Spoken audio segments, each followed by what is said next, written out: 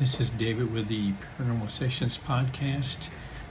This is going to be a rather long video, and the best way I can kind of describe is these last 5 days have been the most evil I've ever experienced, and also the most blessed I've ever felt.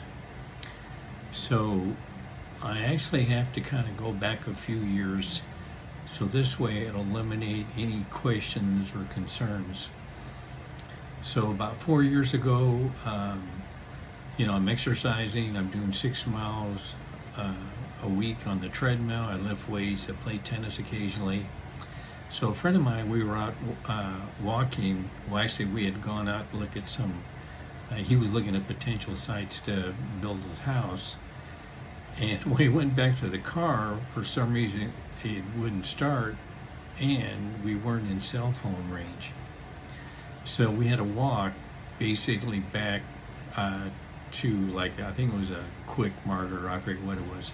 So we walked for about a mile at night in about 105-degree temperature. So we finally get in range. I go back and I go on home, and of course, I just been sweating profusely. So I go ahead and take a shower, get in bed, and I feel a sharp pain in my chest. And I thought, it's probably just the stress of walking that long in the heat. So next morning I get up and do my regular routine, and I kind of feel a pain over my heart. And it was the second day, the third day, the fourth day, and it got up to 10 days, and I still had this mild pain over my heart, and I'm still doing the treadmill. So I call my doctor, and he goes, well, that's not good, of course. He goes, you should, go see a cardiologist. So I did. So I went through the first couple of tests. Okay, you're all fine, no big deal. So the last one was what's called a stress test, where you get on the treadmill, and it lasts anywhere from about 5 minutes to 20 minutes, and then you have to get your heart rate all the way up to 120 degrees. 120 beats per minute, not degrees. So I get on the treadmill, and like I said, I've been doing 6 miles a week on the treadmill, so it's no big deal. So they start to raise the ramp for the incline, so it makes your heart beat faster. So after about 4 minutes, the person who's administering, he looks at it and he goes, I need to have the doctor look at this. So he leaves the room while I'm still on the treadmill. He comes back in, and following him is, I assume it was my cardiologist. So she's looking at the graph, and she turns around and she goes, are you having chest pains? And I go, no, I'm fine. I go, I'm just getting tired because, you keep raising the angle. So she goes, well, we're going to stop the test. So I ask her, what's going on? She goes, well, come back in 2 weeks. So naturally, I don't know if I should use the term naturally, but I start thinking, my God, did I have like a minor heart attack or something? But I thought, how could I have had anything like that? I go, I do the treadmill, I lift weights, I periodically play tennis. And I thought, well, okay, so so those 2 weeks, I keep thinking the worst possible scenarios. But then I keep thinking, I go, I'm healthy, so what's happening? So finally, 2 weeks in, and I walk in her office, and she starts talking, and I go, hold it, I don't mean to be rude. I go, but did I have a minor heart attack? She goes, no, actually, your heart's 10 years younger than your age. She goes, you got an extremely strong heart. And to make it, that I was more lucky, not really lucky, but fortunate, that I had 70% blockage in the left descending artery, which is called the widowmaker. And for people who aren't familiar with that, if you have a heart attack from the widowmaker, you have like a 1% chance of living. And I said, so I could have, eventually had a heart attack? She goes, no, actually, your heart's so strong,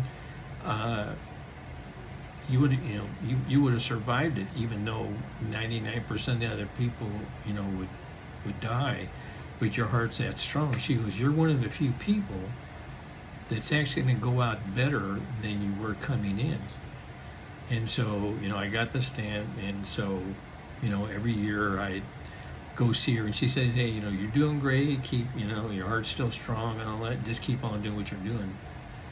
So the reason I said this is it was last Saturday. I wake up and it's almost like I'm gasping for breath. And I thought maybe, I had sleep apnea, which I've never had before, but I thought, well, maybe that's it. Well, then it kept happening night after night, and every time afterwards, it would got progressively worse. And this would have been Sunday night. It got fairly severe, and I thought I woke up, and I thought, I'm having, like a minor heart attack or something. But then I felt fine within, 10 or 15 seconds. Well, Tuesday morning, I think it was right around midnight, it got really bad. I woke up and I could kind of feel like, not that I was convulsing, but I was kind of, like gasping for breath, and I really thought for sure I was having a major heart attack. And because it was bad, I could feel the pain.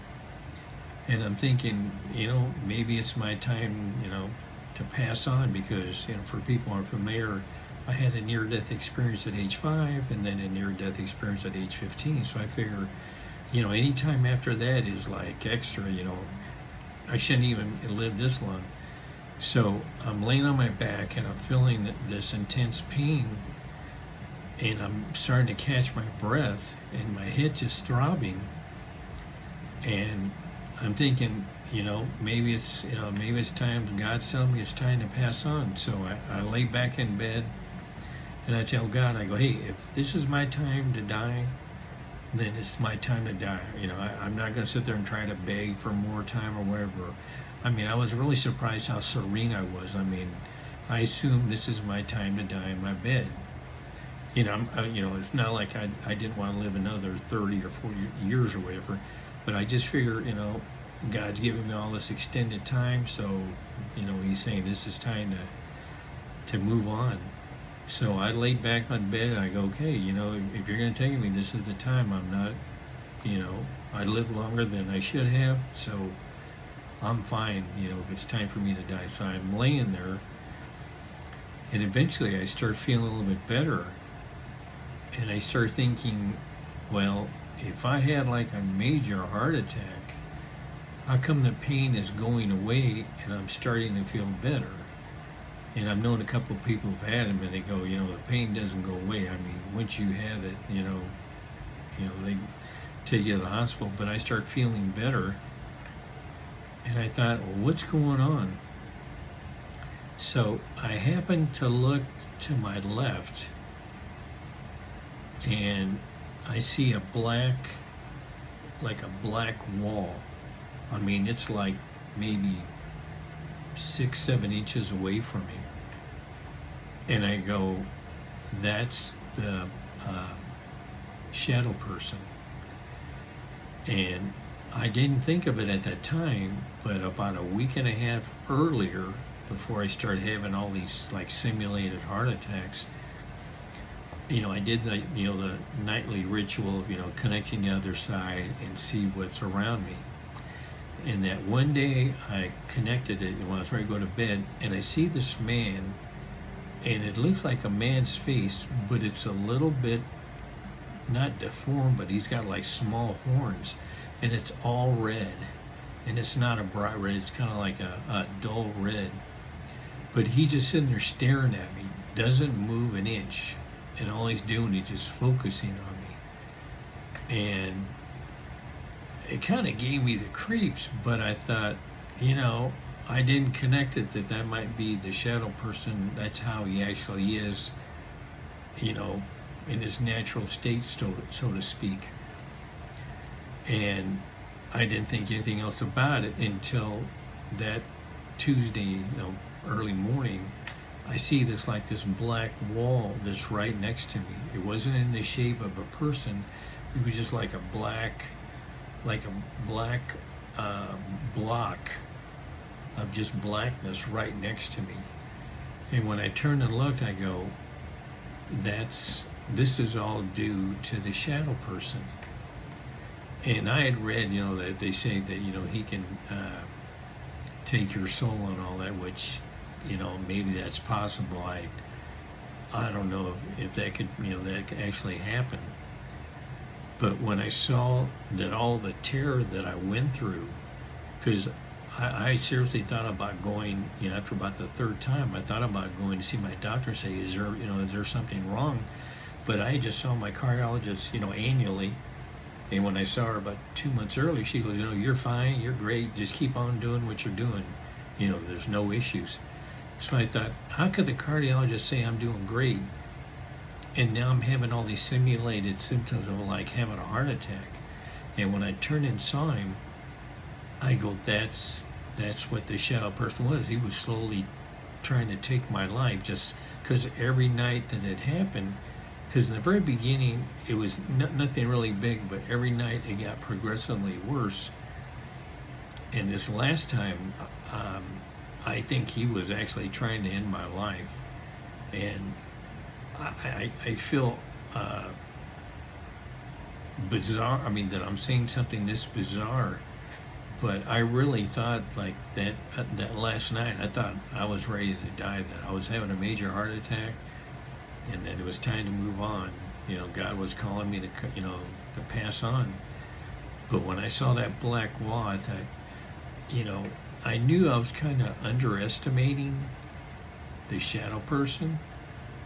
But now I know that, he's got way more power than even demons, because the demons I've been around, they didn't have that kind of power around me.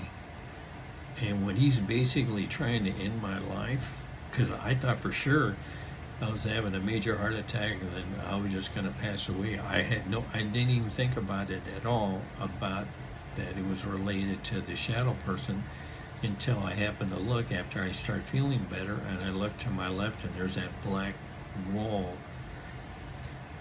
and I could just feel like the evil around me. And I go, my God, it's the shadow person who's trying to take my life. And it just blew my mind. I knew when I started this 14 years ago that I'm going to have some serious things possibly. I wasn't, like wanting to happen, but I thought maybe once or twice, something bad will really happen. And then I had that one, when things first started happening, and then when it was like billowing clouds that kept pushing against the wall of my bedroom, and then all of a sudden I see these two demons that had the face of like gargoyles, and they came out behind the TV, because evil always goes where there's energy. And as it kept pushing against the wall, the two demons would kind of come out, and then they go right back in. And then like this, it was like clouds. They were pushing against the wall, and this, I think, was on a Saturday morning. And I don't even know what I'm seeing.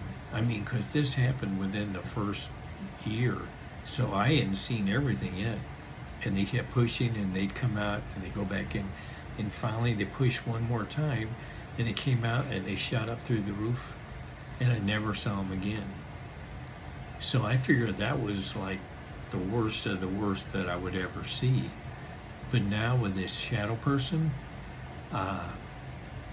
you can't underestimate him, and I never will do that again, because he basically was trying to take my life. And I never thought about that. I thought I was just having a major heart attack, but I kept thinking also, how can my cardiologist tell me I'm doing great? Just keep on doing what you're doing. You're in great shape and all this. But then 2 months later, I'm possibly having a major heart attack. And it never dawned on me that it was the shadow person. But that changed everything, and one thing that I hadn't been doing is I hadn't really been asking for help for the Holy Spirit, because I figure, I've seen him and all that, but I can handle it. Well, I'm never making that mistake with him.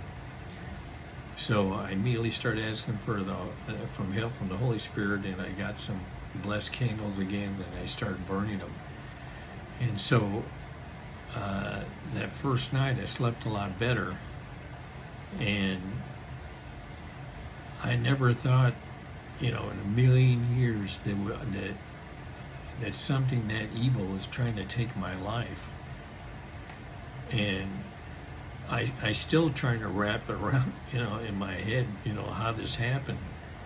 Uh, but when I saw that man with the red skin or face or whatever and the small horns, I saw it and I thought, well, that's pretty creepy, but I didn't really connect it to the shadow person. I just thought it's another evil demon or something, and I've seen a lot of them, so I thought, no big deal, which was pretty stupid of me. But when I saw that black wall, I go, that's the shadow person. He was actually trying to take my life. So when people said they felt like that their life was at risk, I totally understand that now. Because I thought sometimes people tend to over exaggerate, or they want to make this, something more scary or whatever. But that Tuesday early morning, that was the first time I was really scared, not of the shadow person, but that I thought I was having a heart attack. Okay, it's time for me to die, and that's it. But when I saw him, I go, boy, I really need help. When I saw that black wall, and so, and I actually did get some help. And I should have mentioned this is part 1, and I'm going to do part 2 next week, because I can't believe what I saw the following night. And I'm really gonna try not to be emotional, but when I explain to you what happened in the second part, I don't understand why they chose to help me. I mean, I'm not the worst person, I'm not the best person, but I'm somewhere more like in the middle. And I'm, every day I try to be a little bit better person than from the day before. But between what happened with the shadow person and then what happened the following night, it really did make a profound change in me to be a lot better. Because I always kind of did like these baby steps, and after what happened, and which I'll discuss in part 2, it made a profound difference in my life, that I would make changes a lot faster. And because I'd always kind of say, I'm doing a little bit better, so that's fine. But with the second, this in the part 2, it really made a difference to me. But that's why I discussed about my prior, when I got the stent and all that, and because I thought if I didn't, and I've never discussed like my personal health or whatever, but I didn't want people to think, oh, maybe you should go see a cardiologist, or maybe you have some kind of health problems. I don't. So that's why I wanted to include that in the beginning, to tell you that, I'm doing great. I mean, my heart's fine, everything else. I mean, that was the best thing that ever happened to me, because, when I found out I had that blockage, when she said your heart's 10 years younger, it made me feel good. But I thought all those, every week, doing 6 miles a week on the treadmill and lifting weights and all that, so it all paid off. But, this has been, that night was probably the worst night of my life. And then I started feeling better, so I thought, okay, it's not my time to pass on. And then I happened to look over to my left, and there's that wall of evil or whatever. And I thought, boy, I was really naive. And that's the problem. When you see so much, you start getting complacent. Like, okay, like when I saw the red, basically devil or whatever, the shadow person, I thought, okay, I've seen demons, I've seen this, and the odd thing about it is that he didn't move an inch. I really shouldn't say he, it's like an entity, I guess.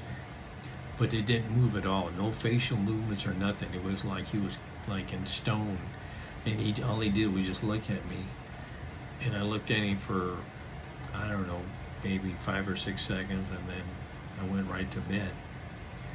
But and that's why another reason I want to do this video. So if anyone ever thinks they're around a shadow person, that don't take it lightly like I did. I mean, I thought I had enough protection, but after this, I'm always going to ask, well, I'm not going to ask as much, because when I explain in part 2, I think you'll understand why. But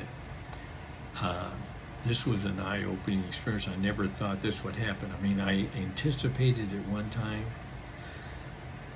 that it would get really bad, but never to this point. Because I thought for sure I'd had a major heart attack, but that was him, I don't know, just by touching me or whatever, but he was like, putting stress on my whole body. And when I woke up, I thought I had had a heart attack. I was like gasping for breath and all that. So if anyone ever thinks they've seen it, take all the protection you can get. Get holy water, get your house blessed, whatever. And with regards to part 2, I think, I'm just assuming, after I saw the block of evil, when I talk to God, I don't talk out loud. I just, in my mind, I talk to him. And I said, that no matter what, I'm just going to keep on looking for evil,